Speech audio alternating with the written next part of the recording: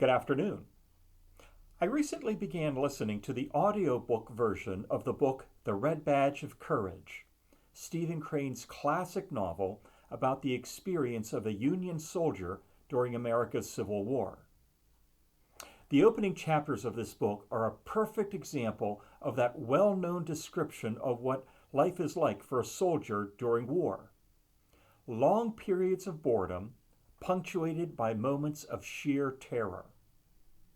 The regiment sat around in camp for months, doing nothing, and then suddenly being marched off.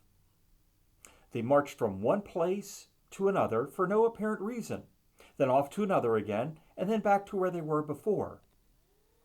As they're marching, the soldiers are criticizing the generals for their incompetence. There is no rhyme or reason for what they are doing. Now, it is very possible, of course, that the generals really didn't have a clue what they were doing, because sometimes military leaders actually are incompetent.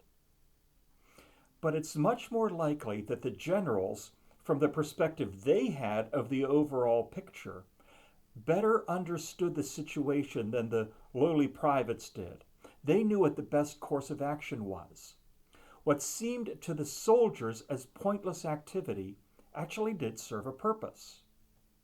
Now, these soldiers may fight and die without ever knowing what that purpose is, without ever knowing how the actions of their regiment fit into the overall battle strategy. And it wouldn't surprise me if soldiers in today's conflicts feel the exact same way, wondering why they're ordered to do what they do when it makes no sense to them. Now, I'm grateful I have never had to face combat, and I'm also grateful to those who have in order to preserve our nation's freedoms. But it seems to me that the experience of soldiers, at least as Stephen Crane describes it in his novel, that their experience can help us understand our relationship with God. At times, God's will for our lives seems crystal clear. It is obvious what he wants us to do and why he wants us to do it, and we can see his hand at work all around us. But at other times, the world seems random and chaotic. We set our dreams, our agendas, our goals. We have a sense of purpose for what we're doing. But then something comes up that totally disrupts our plans and ruins everything that we had hoped for. And we're left to wonder, what is God doing? Is God really doing anything at all? Is God as incompetent as what the Civil War soldiers thought about their officers? Or maybe God isn't even at work at all, we may think. Our lives and the world are just spinning around in chaos. At such times, it's good for us to remember, we do not see the whole picture. There are all sorts of plans and needs and hopes that are in motion all at the same time. And we are not in the position to understand how all of those pieces will fit together. Only God, who can weave together all of his plans and hopes for each person, only God can orchestrate the events of our world in a way to bring about all of these hopes and plans.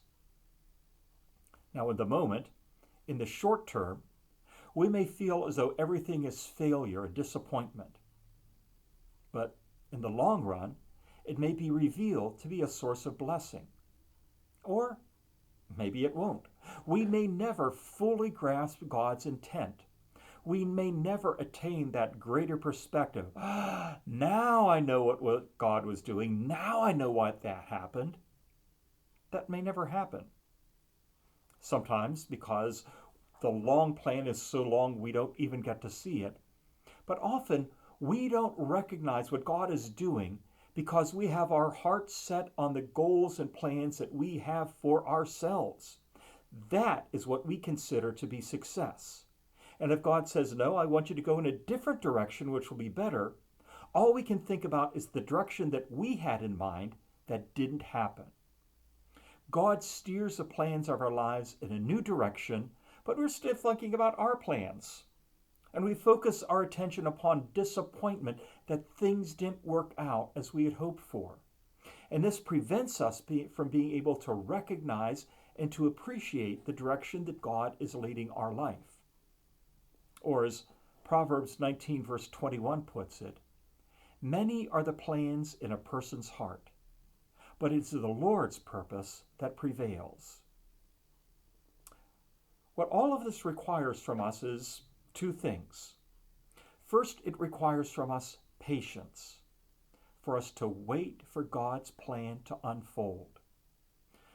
To be patient, because what seems random and chaotic is actually God's will that has many moving parts and is so complicated that no human could understand it. So we are patient as we wait for God's will to work out. But secondly, we trust. We trust that it is God's plan that is unfolding. We trust that His plan, while it may very well be different from our plan, that His plan is always for the best. Would you pray with me, please? Lord, give us patience. Give us patience at the times when it seems as though your will just simply isn't happening, that there is no greater plan at work. Give us the patience and the trust to know that your plan truly is at work. And give us the courage, Lord, to be willing to move in the directions that you lead us, even when moving in those directions may seem as pointless as a soldier marching from one place to another. Give us trust and give us patience so that we may take our place in your wonderful plan for all of creation. Amen. Thanks for joining me. We'll talk again later.